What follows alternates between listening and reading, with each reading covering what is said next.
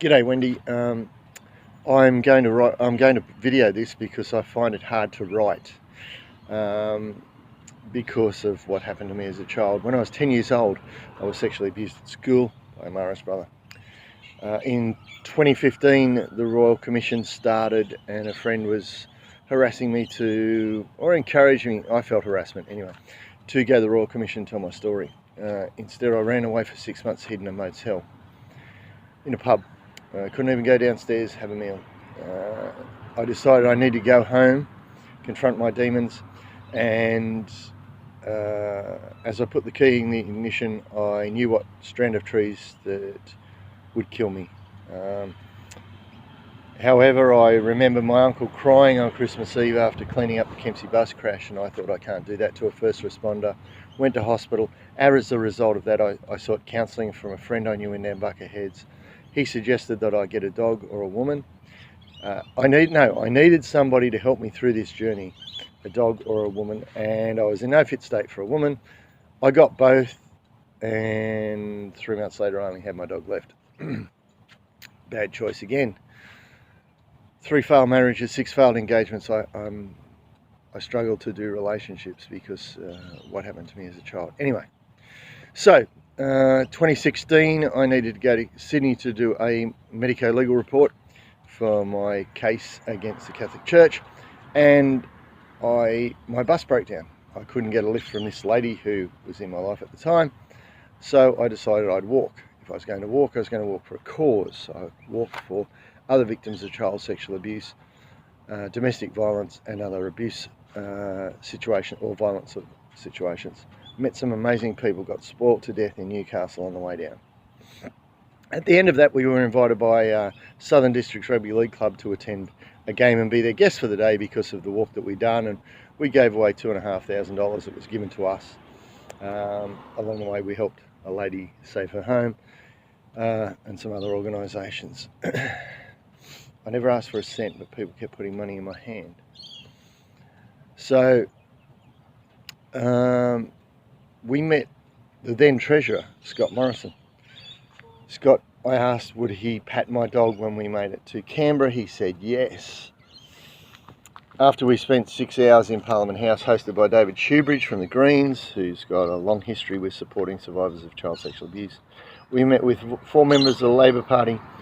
One of them at the time was the deputy leader, went on to be the leader, Michael Daly. I went to school with Michael. And we met with the Christian Democratic Party, Paul Green, who I worked on his campaign and helped him get elected. That was after we were told by the police we couldn't get into Parliament House. So David said, she's my guest coming to my office. That started a journey of recognition of service dogs because of the ongoing hassles. So Scott Morrison said he'd pat my dog. Blood clot went through my heart into my lungs in September 2018. Chelsea dog raised hell. Half hour later I was in an ambulance on the way to hospital. She tried 3 times to get in that ambulance and come with me. In the end they had to lock her in my 4-wheel drive because she would have run herself to death following that ambulance down the road. You know the loyalty of dogs. After I got out I wasn't coping in hospital. I said I needed my dog and the hospital said she could come. When the doctor saw us interact, he said, how would you like to go home? I said so much that he discharged me into Chelsea's care, as well as local GP, and to take my medication. I'm going to try and keep this brief because we're already at 4 minutes, so I do apologise, but it's a big story. So fast forward to, we had a sign made up, PM ScoMo, I'm coming for my Pat Chelsea dog. We took photographs of everywhere we went, Coffs Harbour, Kempsey, Crescent Head, everywhere we went. We photographed that sign and her in front of it. He's not here, we're still looking. Fast forward to 2019.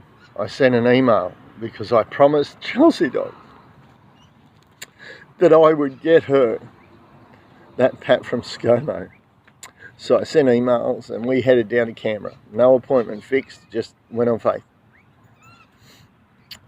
Well, there's a lovely lady named Letitia, ScoMo's PA, said, I'm going to make this happen, Andrew. And on Valentine's Day 2019, Chelsea dog got to kiss her ScoMo on his lounge. October last year I buried her. But she'd spent 12 months training her replacement Essie girl, Cranky Pants Little Blue Heeler, that I loved to death. She's had my back, I've had hers. Then Jesus came into our life, and we decided that we would finish the journey that Chelsea Dog and I started, because I was angry again at trying to deal with Victim Services, an organisation that's been put in place to assist us with our life.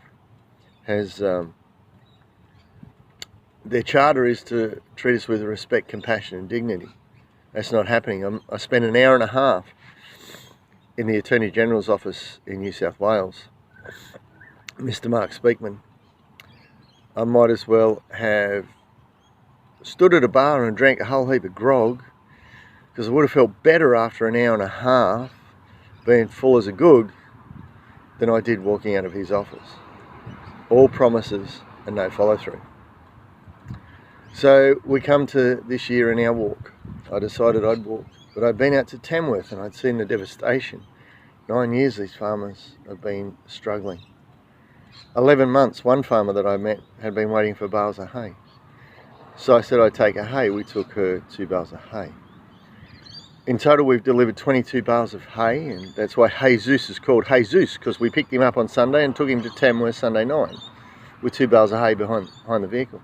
We've blown up two heads in different cars, taken hay out there, so I can't afford to do that anymore. So we're raising money for the drought relief with the 7 Rotary Clubs of Tamworth, and we're very grateful. Woolworths gave us $150 to help feed us on the way down, and so far we've raised $1,420.30. I haven't asked for a cent. Everybody's just given me money. We were on the front page of the Illawarra and Mercury. We've been on the ABC. We've been on 2GB Alan Jones. He's following us now. 2SM Super Radio Network with Carter Edwards. We've been on Wave FM with the 3 guys down there. Awesome. We've also doing an interview today with Vision Radio out of Brisbane, a big Christian radio station. So that's our story in a nutshell. Meeting ScoMo's opened the door. Now, from first walking to Parliament House and having a man say you can't bring your dogs in here, and I simply said, but the PM's office is organising it, to now when we go down, it's who you're here to see now. And the head of security in the Senate is called the Black Rod. I've got to give a shout out to him because he graciously allowed Essie Girl and Jesus to enter the Senate gallery to hear Senator Amanda Seward make a speech about service dogs and imploring the government to help us make it easier. She's the first senator that we met with last year. We met with also Darren Hinch,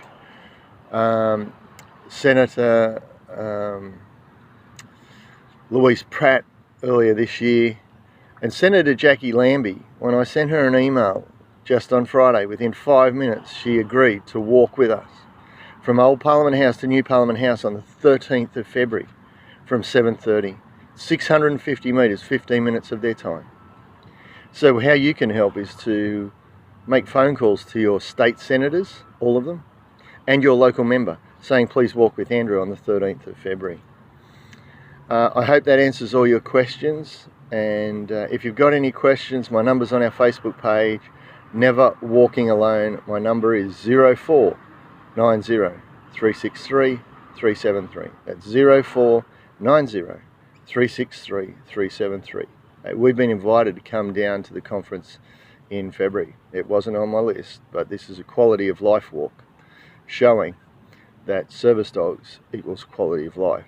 So we're going to take time out, and if anyone gives me a hard time about that, I feel we need to go down there and meet with you guys and just share experiences and listen to your experiences. Maybe give you some leads of, I've had the pleasure of cooking for Senator Jim Molan and his wife Anne in their home. I'm sure that getting into the Prime Minister's office has opened those doors.